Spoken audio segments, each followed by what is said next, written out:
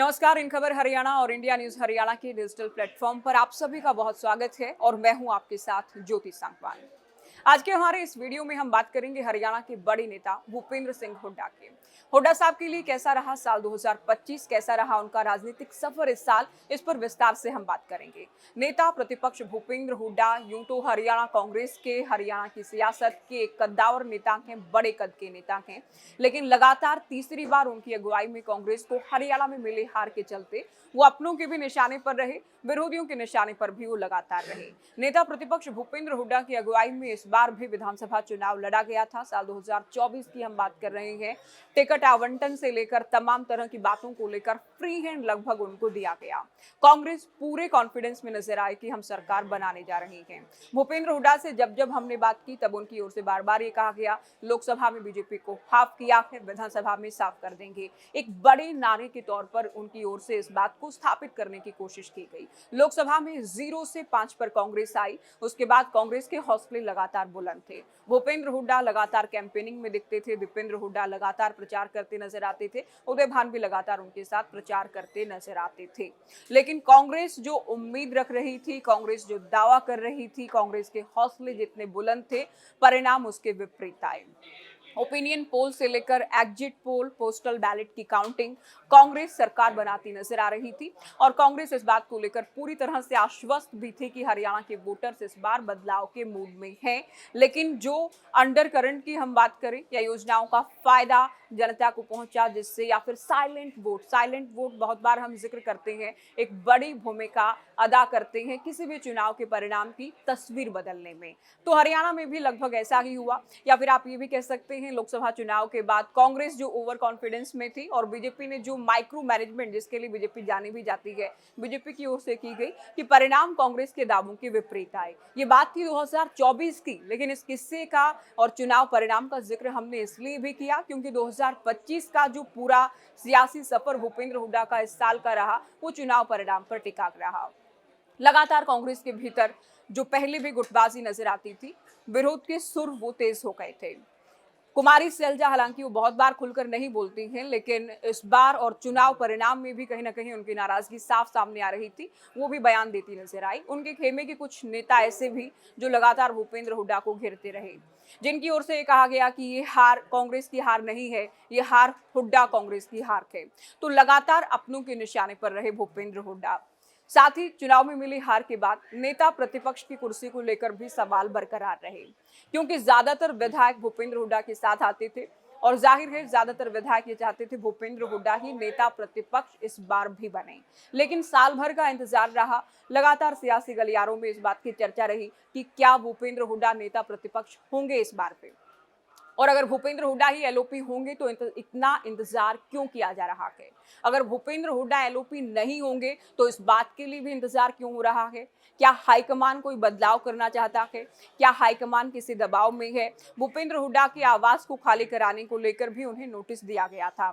ये तमाम तरह की बातें एलओपी के इंतजार को लेकर थी। चुनाव परिणाम को लेकर भी बहुत सारे सवाल उठते रहे, बहुत सारे आरोप भी लगते रहे, लेकिन आखिरकार इस बार एलओपी बना दिए गए, इस साल एलओपी बना दिए गए भूपेंद्र हुड्डा। शीतकालीन सत्र इस बार का पहला हरियाणा विधानसभा का सत्र रहा सरकार गठन के बाद, जब नेता प्रतिपक्ष थे भूपेंद्र हुड्डा। कांग्रेस की ओर से दावा किया गया कि हमने मजबूती से तमाम मुद्दों को उठाया और उससे पहले भी हम उठाते रहे, सड़क से सदन तक। लेकिन एलओपी के लिए इतना इंतजार किया जाना, इसके बाद भी लगातार बीजेपी ने भी चुटकी इस बात को लेकर ली। आपने शीतकालीन सत्र भी देखा होगा, जिस तरह से बधाई प्रस्ताव लेकर आई और बधाई प्रस्ताव लाकर सीएम की ओर से भी बधाई दी गई। नेता प्रतिपक्ष को चुटकी भी अनिल विज की ओर से ले गई। एक शायरी के माध्यम से निशाना भूपेंद्र हुड्डा पर साधा गया। तो ये तमाम तरह की बातें भूपेंद्र हुड्डा को लेकर खूब देखी गई हैं। लेकिन चुनाव में मिली हार को भी पहले भी कांग्रेस लगातार, पहले ईवीएम पर भी सवाल उठते रहे। ईवीएम को लेकर लगातार बीजेपी पर निशाना साधा गया। बीजेपी पर इसलिए क्योंकि गड़बड़ियों के आरोप लगाए गए, निर्वाचन आयोग को सीधा टारगेट किया गया, तो बीजेपी को फायदा पहुंचाने के आरोप लगाते हुए बीजेपी को भी घेरा गया। सरकार को कभी स्वीकार नहीं किया गया, या कह लें चुनाव परिणाम को दरअसल स्वीकार नहीं किया गया। लेकिन राहुल गांधी की ओर से जैसे ही वोट चोरी की बातें कही गई, उसके बाद हरियाणा कांग्रेस के तमाम नेताओं की ओर से भी वोट चोरी का मुद्दा भुनाने का प्रयास किया गया।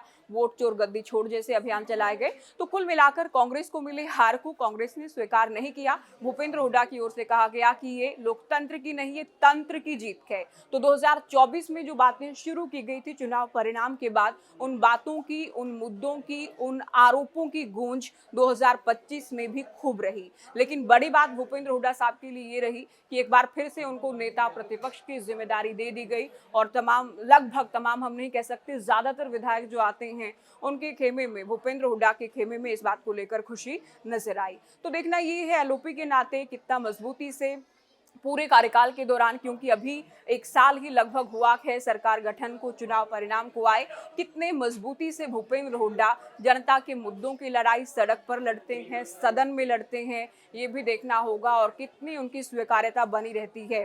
क्योंकि इस बात से देखिए, एक बात तो साफ हुई कि पहले भी भूपेंद्र हुड्डा को फ्री हैंड था। एलओपी बनाए जाने के बाद ही भले ही किसी भी तरह की समीकरण या जो भी परिस्थितियां रही हों, लेकिन हाईकमान ने उन्हीं की बात को सुना है, या फिर भूपेंद्र हुड्डा ही बड़े कद की नेता साबित हुए हैं। जो प्रदेश अध्यक्ष बनाए गए इस साल, वो भी भले ही सभी खेमों में तुलनात्मक रूप से, पहले भी हमने बात की है इस मुद्दे को लेकर कि स्वीकार्यता अलग अलग खेमों में उनकी रही है, लेकिन वो हुड्डा साहब के खेमे से ही माने जाते हैं। तो एक बार इस साल फिर से ये संदेश चला गया है कि भूपेंद्र हुड्डा भले ही जरूरी हैं या मजबूरी हैं, लेकिन हाईकमान उन्हें नजरअंदाज नहीं कर सकता, भले ही उनकी अगुवाई में बार बार हार का सामना कांग्रेस को करना पड़ रहा है इस बार।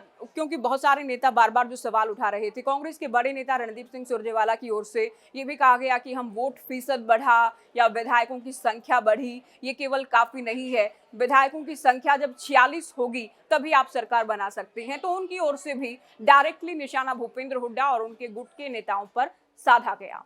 तो देखिए, साल भर इस तरह से आरोप प्रत्यारोप पार्टी के भीतर भी चलते रहे, विरोधियों के निशाने पर भी भूपेंद्र हुड्डा लगातार रहे।